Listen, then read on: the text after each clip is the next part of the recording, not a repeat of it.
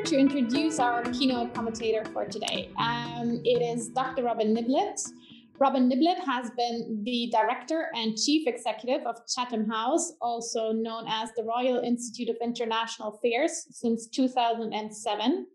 Before joining Chatham House, he served as Executive Vice President and Chief Operating Officer of Washington-based Center for Strategic and International Studies, another premier think tank.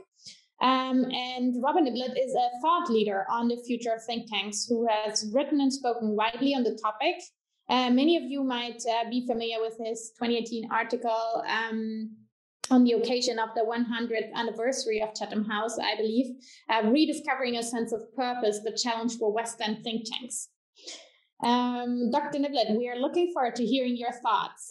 What can think tanks do at a time like this, having heard all of these expectations and thoughts, to become incubators for policy innovation, to maybe leave our echo chambers where it might be very comfortable at times, to stop only preaching to the converted, to maybe also let in some fresh perspectives and produce more innovative thinking.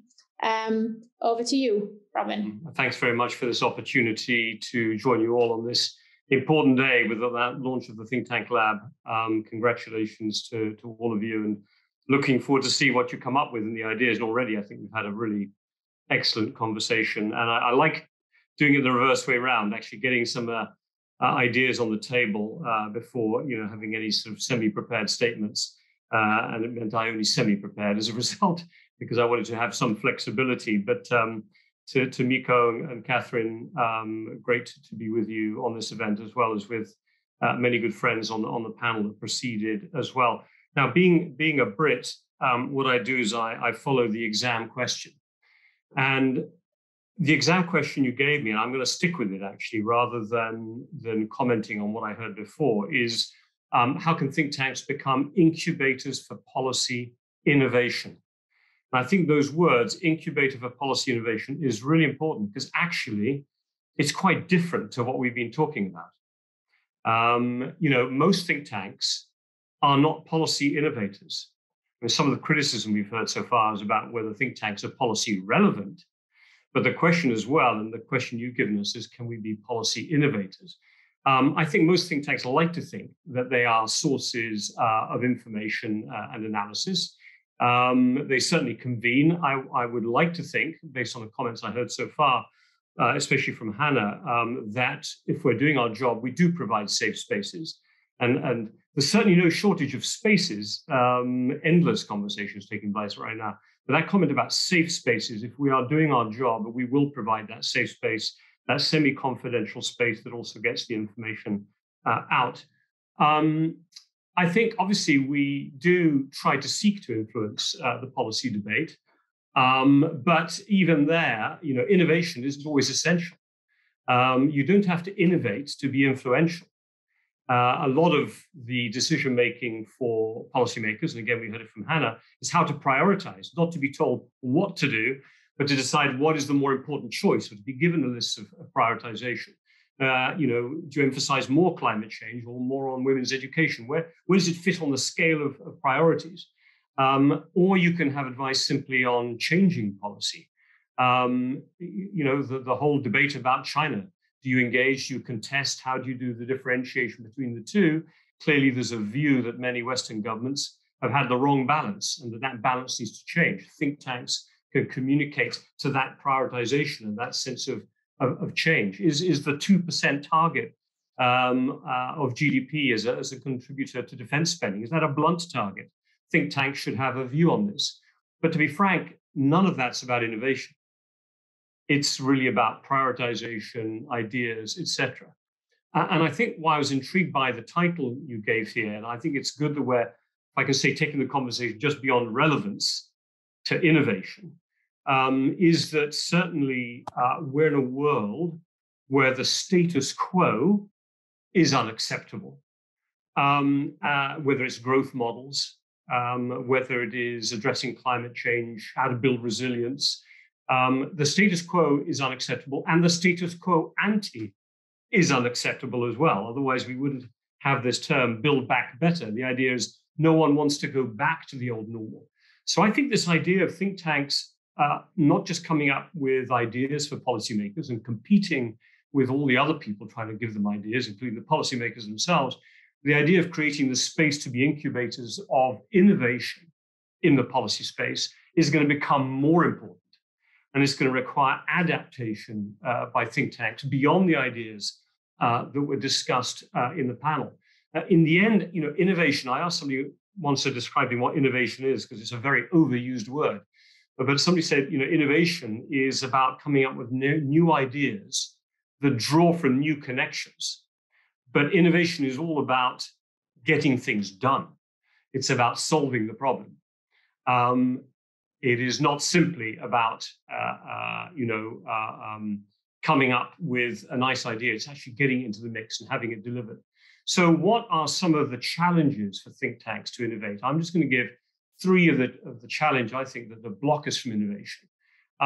One actually is expertise. I was very struck by the comments that Christiane Hoffmann made, and I'll come to a couple of reactions to them in a second. But just the first point, certainly at Chatham House, and I think a lot of the think tanks, we like to be homes for experts. Groups of people who really specialize. Maybe they have PhDs in subjects. They've gone deep.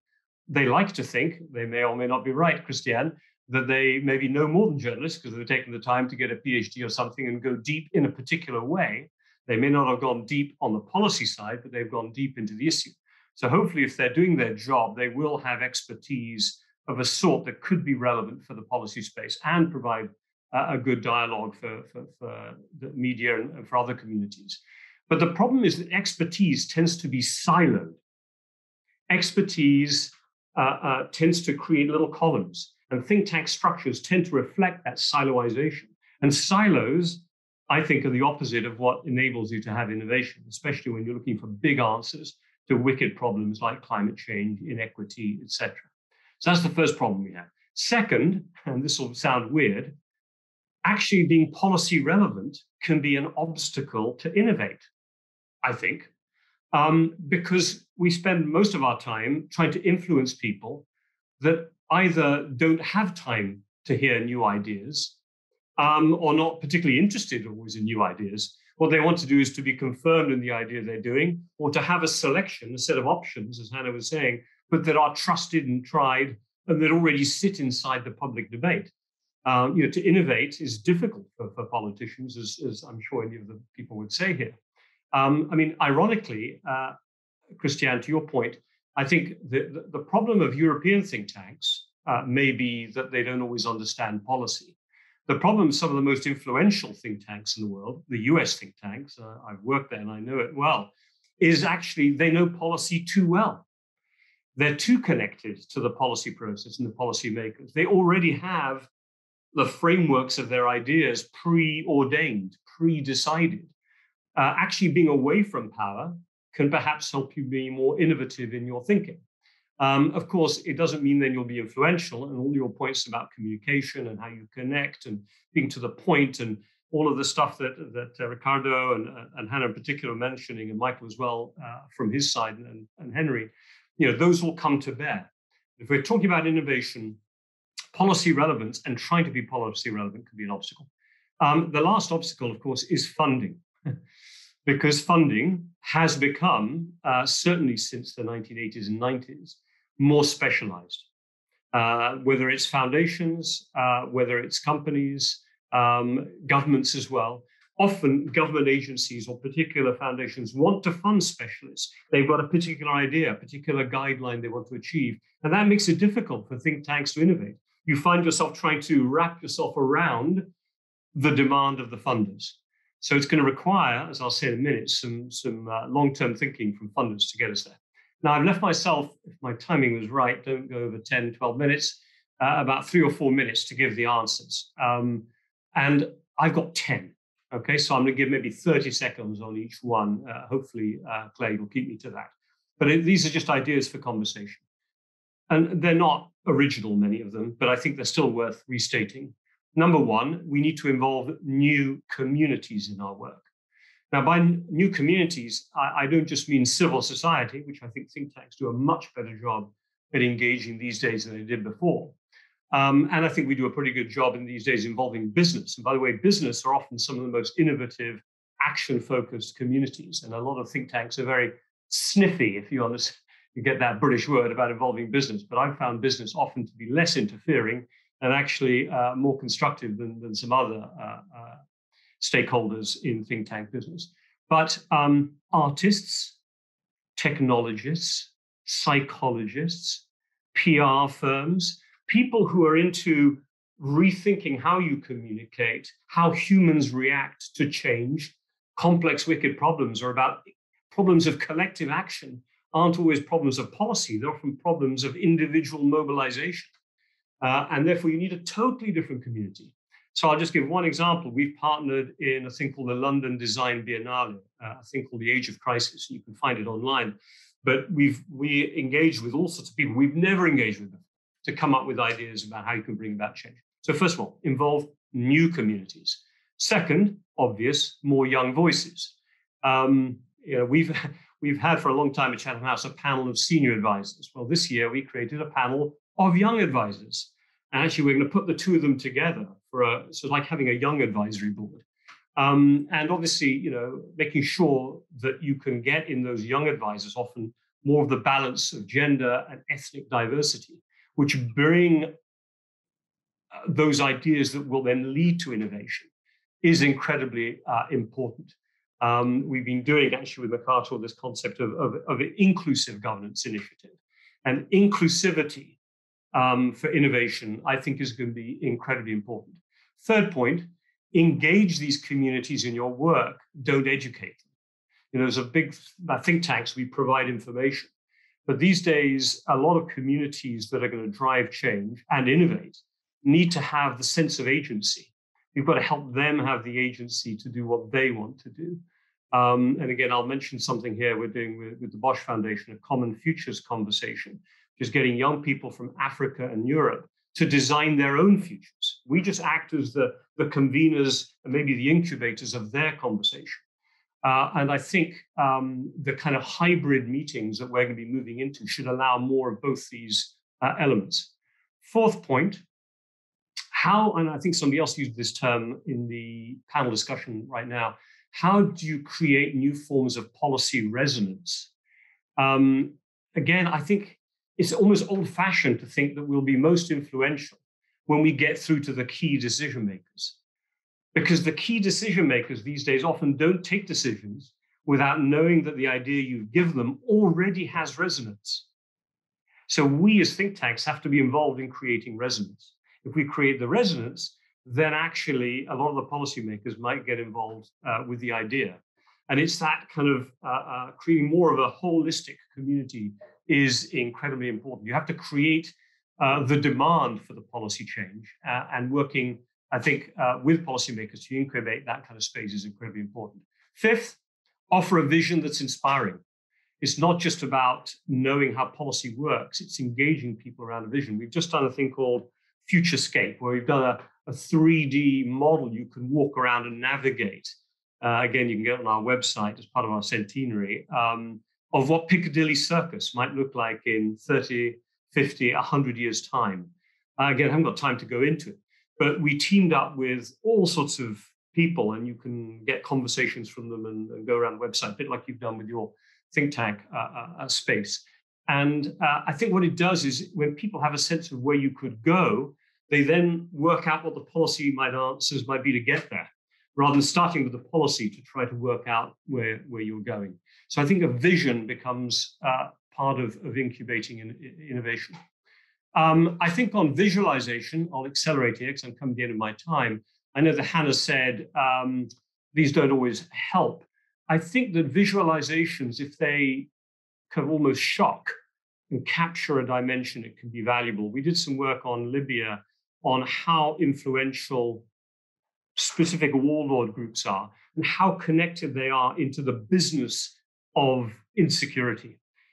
That actually, if you want to change the situation in Libya, you actually have to get into the war economy. It's not about a peace treaty. It's not even about human rights. It's literally about economic incentives. And it was all because we did a visualization that we found very useful. Last points. I think, therefore, as I said earlier, maybe less emphasis on programmatic expertise would actually help us innovate more than we did before. More crossover work inside the think tanks. I remember when the New America Foundation was founded, I was in Washington, so what, 16, 17, maybe 18 years ago now. They saw themselves as the anti-think tank.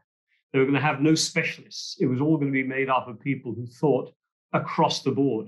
The kind of Parag Khanas and so on of this world, historians. I think there's a way of trying to maybe get away from an overemphasis on programmatic expertise.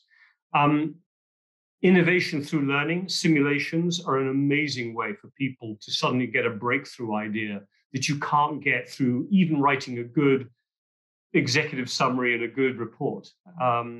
Simulations, tabletops, we all do them already, but I think they're incredibly important for innovation. Last 2 points, focus on language. It's not always about changing the policy. It's often about changing the terms around which policy is designed. We did a thing about counterfeit medicines with the World Health Organization. They couldn't get the policy worked out on counterfeit medicine because no one could agree what a counterfeit medicine was. And by working on the language, you were able to get the breakthrough. Last point, we need more central funding. If you don't have funding that is untied or more untied funding, it's incredibly difficult to be innovative. So I go back to the point I made earlier. And I mean, it's not a plea, but I think I've worked at think tanks long enough, I can throw that on the table. And certainly if I look at what Bosch and others have done, I think they've gone in that direction, and MacArthur and others. And some of the big US think tanks that went very specialist, Ford, MacArthur, and now starting to think big again. And I think that's a very encouraging sign. I'll stop there. I did a full 15 minutes, I'm afraid. Over to you.